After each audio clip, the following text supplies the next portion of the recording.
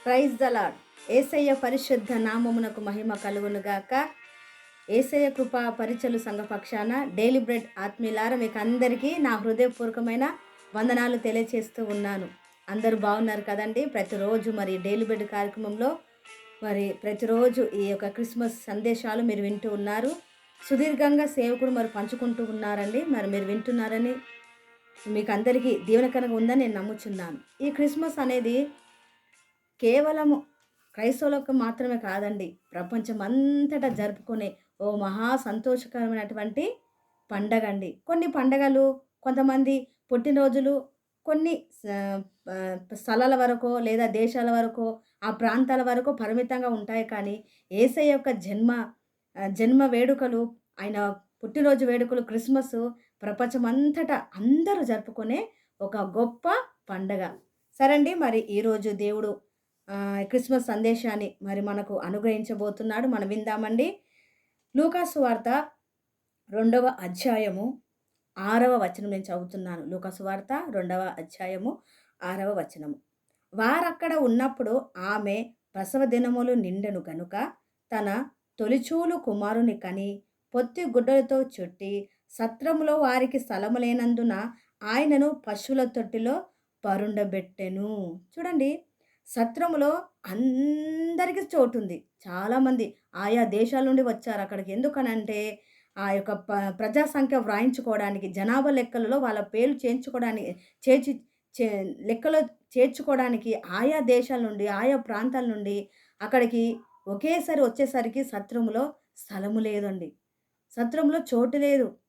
అక్కడ యేసయ్యకి చోటు అందరున్నారక్కడ. అందరికీ చోటుంది. కానీ భూమి ఆకాశములను సమస్తమును సృజించినటువంటి సృష్టికర్త అయిన యేసయ్యకి అక్కడ చోటు లేదండి. స్థలం ఇవ్వలేదు.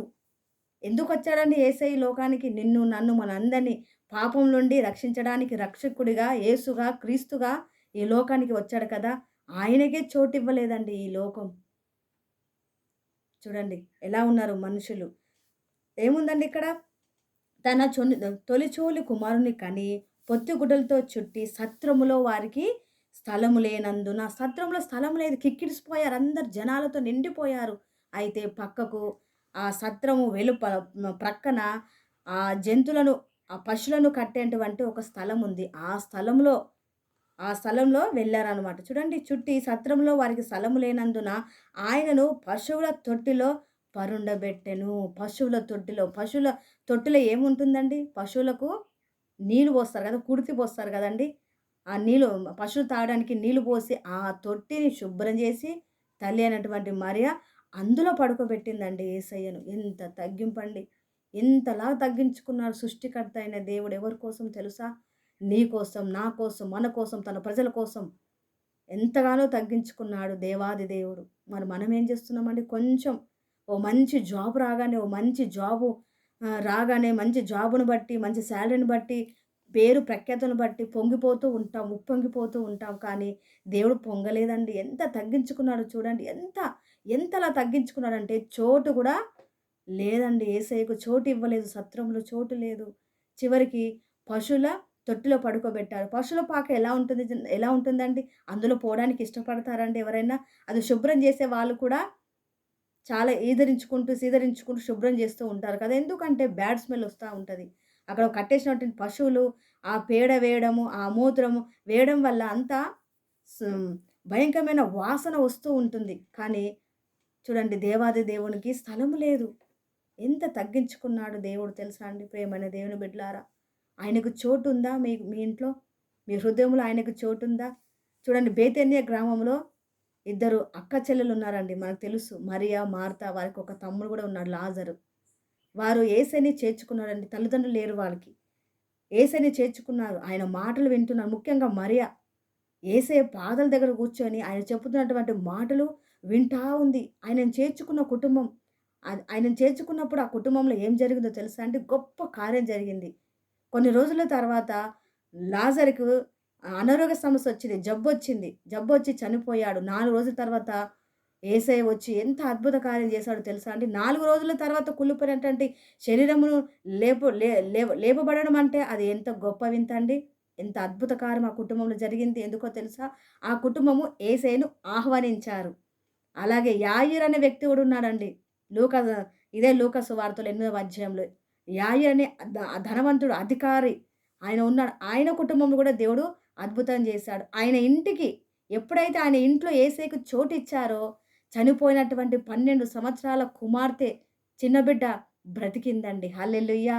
హల్లెలూయా! ఈ ప్రియమైన దేవుని బిడ్డ ఈ ఉదయకాల సమయంలో నా యేసయ్య మాటలుంటున్నటువంటి ప్రియులారా, ఇదిగో వారి 2 కుటుంబంలో చేసినటువంటి కార్యాలు మీరు కూడా మీ కుటుంబంలో యేసయ్యను ఆహ్వానించినట్లయితే అలాంటి కార్యాలు మీ జీవితంలో జరిగించడానికి దేవుడు సమర్థుడు. హల్లెలూయా!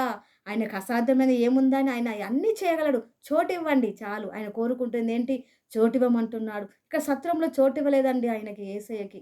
కానీ మీ ఇంట్లో మరి చోటుందా? మీ హృదయంలో చోటుందా? ఆహ్వానించండి. ఎవరైనా సరే నేను దేవుడిని లేదు గదా! అని అనుకోకూడదండి. ప్రజలందరి కొరకు ఆయన వచ్చాడు ఈ లోకానికి. కేవలం క్రైస్తవుల కొరకే కాదండి. ఆయన అందరికి ప్రభు అని దేవుని వాక్యం సెలవిస్తుంది. అందరికి ఆయన దేవుడు అందరిని రక్షించడానికి ఈ లోకానికి వచ్చాడని నరావతారిగా దేవుడై ఉండి, నరావతారిగా ఈ లోకానికొచ్చి తగ్గించుకొని దీనుడుగా, రిక్తునిగా ఎంతగానో మనల్ని ప్రేమించాడండి దేవాది దేవుడు. ప్రేమనే దేవుని బిడ్డలా ఈరోజు అడుగుతున్నాను నిన్ను నన్ను. నీ హృదయంలో చోటుందా? నీ ఇంట్లో చోటుందా?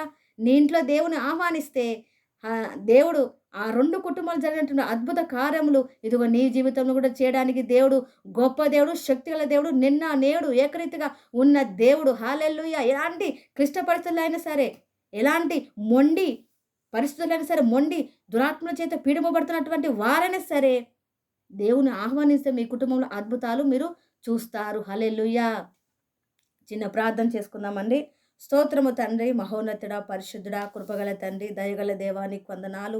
ఈరోజు ప్రభువా నాయన ఈ డేలుబడి కార్యక్రమంలో మాతో మాట్లాడినటువంటి మీ అమూల్యమైనటువంటి మాటలు బట్టి మీకు స్తోత్రాలు చెల్లిస్తూ ఉన్నాము యేసయ్య. తండ్రి సత్రములో మీకు చోటు ఇవ్వలేదు నాయన యేసయ్య. దేవాది దేవుడవై ఉండి అయ్యా సత్రంలో చోటు లేనందువల్ల ఇదిగో పశువుల తొట్టిలో పడుకోబెట్టారు ప్రభా. ఎంత తగ్గింపు నాయన మీకు ప్రభా. మమ్మల్ని మా కొరకే నువ్వు తగ్గించుకున్నావు తండ్రి యేసయ్య. ఇదిగో నాయన ఈ మాటలు వింటున్నటువంటి ప్రియులను జ్ఞాపకం చేసుకొని వారి కుటుంబంలో నాయన మరి నాయన మీకు చోటు ఇచ్చినట్లయితే తండ్రి ఇదిగో అలాంటి ఆ 2 కుటుంబాలలో నాయన మరి మరియా మార్త కుటుంబంలో చేసిన కార్యం, యాయేరు కుటుంబంలో చేసినటువంటి కార్యం ఇదిగో నాయన బిడ్డలు మరి వారి కుటుంబంలో చూడని ఆశపడుతుండగా మేము ఆహ్వానిస్తుండగా తండ్రి అద్భుతాలు జరుగునుగాక, ఆశ్చర్యకార్యాలు జరుగునుగాక యేసయ్య. నీకు స్తోత్రాలు చెల్లిస్తూ ఉన్నాం. కృపగల తండ్రి, దయగల దేవా అయ్యా ఈ మాటలు వింటున్న ప్రియులందరినీ పేరు పైన జ్ఞాపకం చేసుకోమని యేసు పరిశుద్ధ నామం బట్టి అడిగి పొందుకొని ఉన్నాము తండ్రి. ఆమేన్.